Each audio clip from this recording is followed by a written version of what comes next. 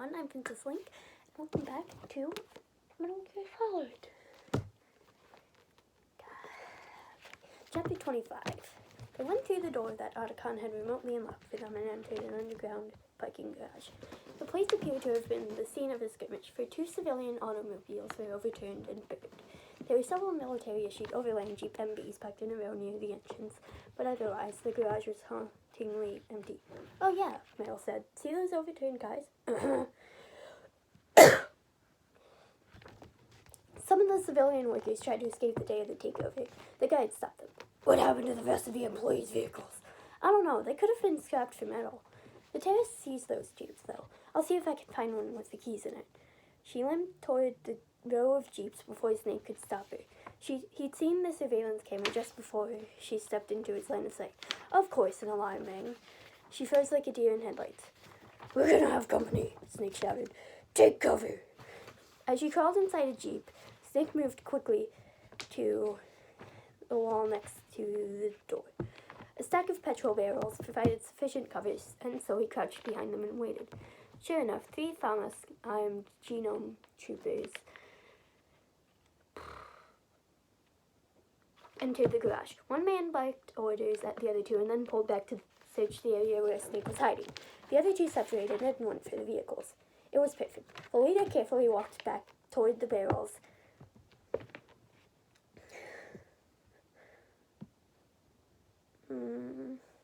Lost my place.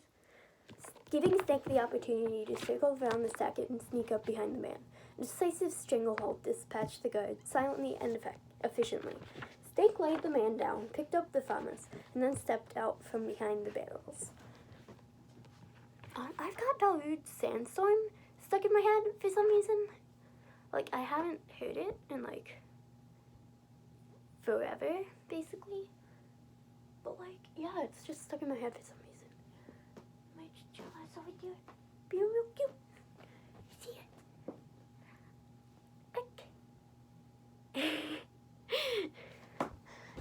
Anyway. Hey! Wait. Hold on. I lost my place. A decisive stranglehold dispatched the guide silently and efficiently. Snake laid the man down, picked up the Thanos, and then stepped out from behind the barrels. "Hey!" he called to the other 2 guards. 2 short bursts from the assault rifle was all it took. "Meryl!" Snake called. "Over here! There's keys in this one." Before running to her, he stripped the fur coat off the dead trooper leader so that he could give it to Meryl. She was just in skimpy clothes and would need it. Yeah, why is she just like that? What? It's like chilling in Alaska. Gotta make sure I'm wearing my tank top. And then, she puts on a vest at the end, but it's a vest. Her arms are so completely out. Anyway. She was in the driver's seat and already had turned the ignition when he got to the Jeep. "I picked one with a toy in it," she indicated the belt-fed .30 caliber machine gun sitting in the back. "Good boy. You okay to drive?" he asked, throwing her the coat. "Never better, and you're a better shot, so get in." She put the coat on and said, "Thanks, I'm not much of a fur person, but considering the circumstances, I'll wear it just this once." Snake leaped over the side of the Jeep and checked out the gun as Meryl backed out of the space. Then, right on cue, a dozen troopers poured out of the garage door, spotted them, and began firing indiscriminately. "Fire it!" Snake shouted. She burned rubber and headed for the tunnel, a long underground road that reminded Snake of the Lincoln and Holland tunnels in New York. Meanwhile, Snake made sure that the ammo belt was fed into the gun properly as the guard's bullets flew over their heads. He grasped the holds and with both hands directed fire at the soldiers. Boom! The bombs were dropping closer. The entire structure shook as if a massive earthquake had struck. I just said that. Many of the soldiers lost their balance and fell. What are you doing? I love you. And the others were mowed down by Snake's gunfire. The tremors subsided and Meryl guided the Jeep straight into the tunnel. "We're not out of the woods yet," Snake shouted over the noise of the Jeep, which echoed loudly in the tunnel. "I don't see the end of the road," Meryl called. "Do you know how far it is?" "No, just keep driving." She pushed the speed up to 80. After a half minute, They could see a barricade blocking the road ahead. Movement around it indicated that there were at least a few guys on duty. Snake! I see them. I want you to drive straight through the barricade. They just saw horses. He turned the gun around, aimed for the obstacle, and let loose with a barrage. The guards ran for cover, and 3 of them fell. The jeep burst through the blockade with a crash. The vehicle skidded for a couple of seconds, and then Meryl regained control. She increased the speed, and they continued their escape. Another bomb fell and rattled the tunnel. Oh, dear's Hal. My baby. I love him.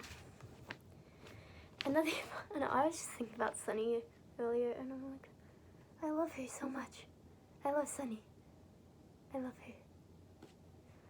Hal and Sunny, man, they're adorable, and I love them, and I would die for them. Just hold them. Another bomb fell and rattled the tunnel. Snake saw small pieces of plastic fall from the ceiling. For a moment, he was afraid they might not make it out before the tunnel collapsed. He looked at the codec and tried to contact Otacon, but all frequencies were disrupted. When you're in the middle of, like, doing a thing, trying to drive out of a place that's being bombed, but you gotta call your crush real quick.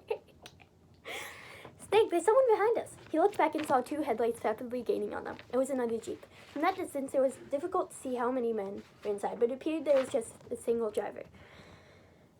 Could it be Otacon? The flurry of machine gun bullets striking the back of the jeep answered that question. Step on it, Meryl! I'm on the floor as it is. Something's wrong with the transmission. It won't go into 4th gear. Don't know what that means. Damage from gunfire, most likely. That meant the pursuing jeep eventually would reach them. Snake aimed the machine gun back toward the rear and fired. As the jeep gained ground, Snake recognized the long, flowing golden hair. It's very important that his hair is golden, not blonde. It's not blonde. Gold, like in Full Metal Alchemist, boy. Oh, dude, I love Full Metal Alchemist. It's so good. I still haven't finished Featherhood, though. I kind of watched more Featherhood, actually. Okay, the superior anime. Screw the 2003 anime. I'm gonna eat it. I'm gonna eat the 2003 anime. What? No, gays can have little a trip to Jupiter as a treat. It's relevant, kind of. I mean, if it had the Otacon, it would be more relevant. So, like, anyway, you know. And like, hey, Hal and Dave, maybe we should take a trip to Jupiter. Even though in the book, they go to Saturn. Somebody started following me on Tumblr. You need to stop. Really, I think I need to turn off Tumblr notifications, honestly. Anyway, but yeah, gays can have little a trip to Jupiter as a treat. Liquid, he's alive. It's not over yet, Snake! His brother shouted. More bullets sprayed the back of the jeep, and Snake was forced to duck. Liquid's jeep swerved back and forth, since its driver was trying to shoot and direct at the same time. No, man, he's just a terrible driver. he just cannot drive for shit. He is gay, and he can't drive. It's canon now. More bullets sprayed the back of the jeep, and Snake was forced to duck. Liquid's jeep swerved back and forth, since, I read that. Snake grasped the machine gun again, and then noticed that there wasn't much ammunition left. The last of the belt was feeding into the weapon. Make these count. He fired and blew out the pursuing jeep's headlights. The vehicle's windshield broke away, but Liquid had ducked below the dash. His vehicle swerved dangerously close to the tunnel wall, and then got back on track. Snake was out of bullets. He drew his SOCOM, but Liquid rammed the back of the jeep hard. Meryl screamed, and Snake fumbled with the gun before he had a good grip on it. It dropped to the floor of the jeep, and he had to scramble down to retrieve it. I see sunlight, Meryl called. The end of the tunnel was a quarter-mile ahead. Liquid ran the jeep again, causing Meryl to skid next to the wall. The jeep struck her, but the vehicle's speed worked in their favor as the jeep deflected off the surface and sped back to the center of the road. The daylight was blinding. Dude, it's like 5 in the morning.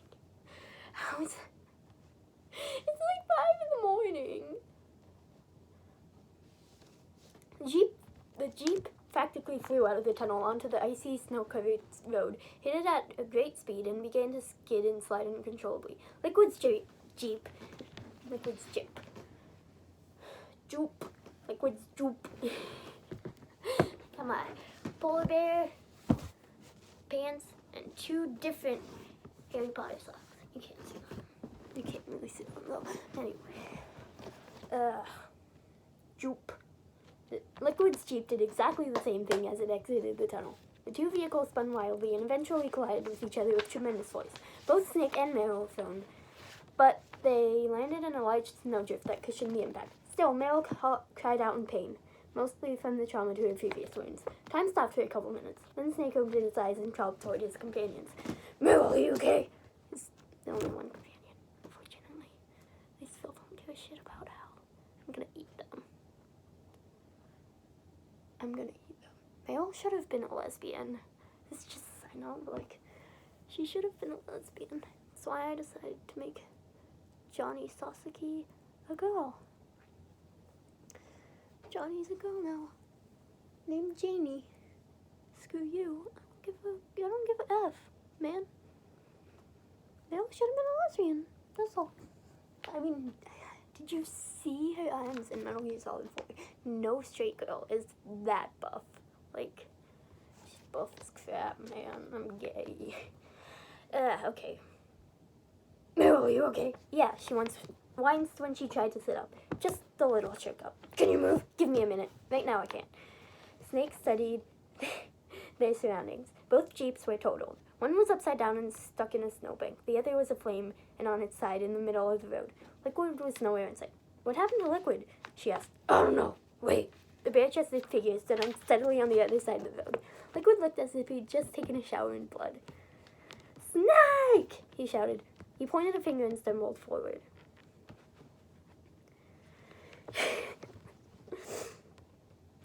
Snake rose to his feet, prepared to have another go at hand-to-hand combat with its nemesis.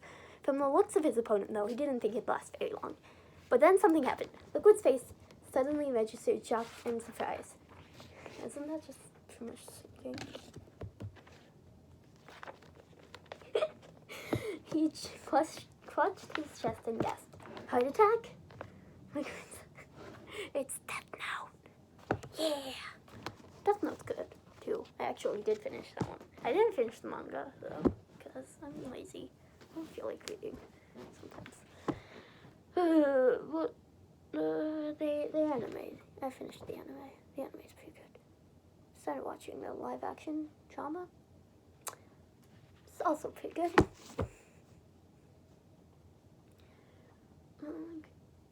No, the first opening theme is a total bop, so anyway. Liquid's eyes bulged and he dropped to his knees. No, it's Fox, Liquid managed to say. Die! Snake finished. It's just like one of my Japanese anime. I'm sorry, I love Hal. I love him. I would die for him. He's a baby. He's not a baby, he's like 25. And he's my baby. He is my son, and I love him. Okay?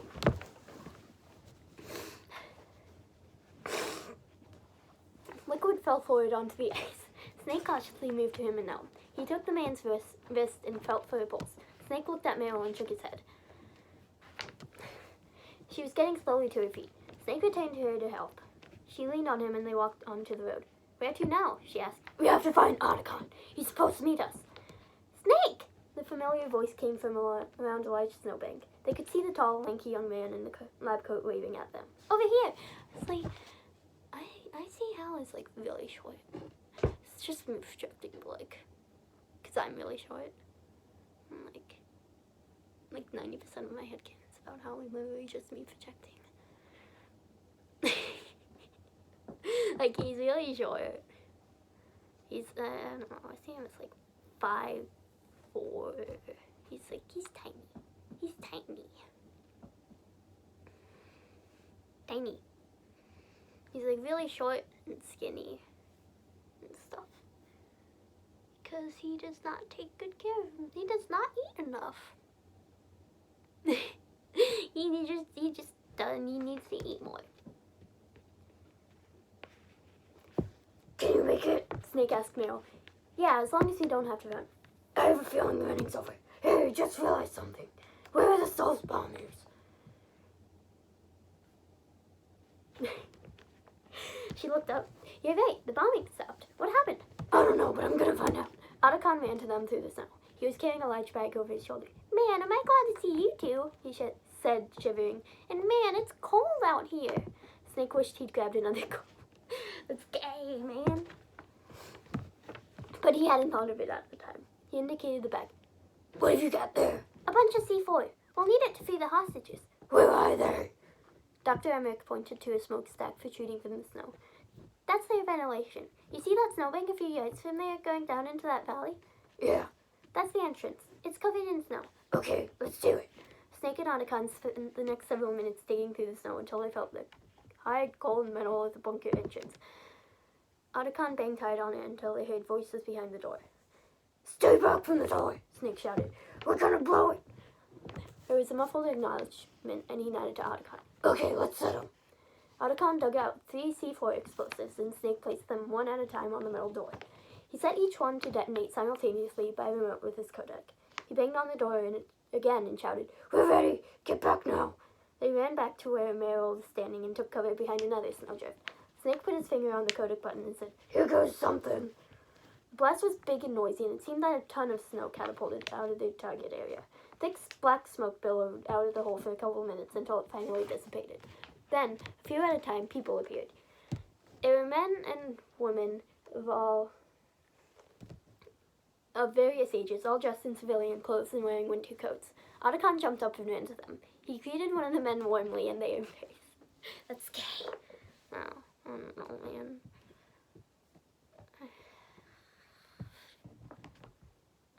Oh, that's touching, Meryl said. I hope they have an extra coat for him. Meryl stood and surveyed the barren white horizon. Now, the big question is, how do we get out of here? So, yeah, that's the end of that chapter. There's only one more chapter. And then a blog, which is, again, 1 page. It's like, it's not that much. It's only like, it's 9 minus 2, 7, 8 pages left. Anyway, that's the, if you like this, don't forget to like, comment, and subscribe. And I'll see you guys next time. Bye!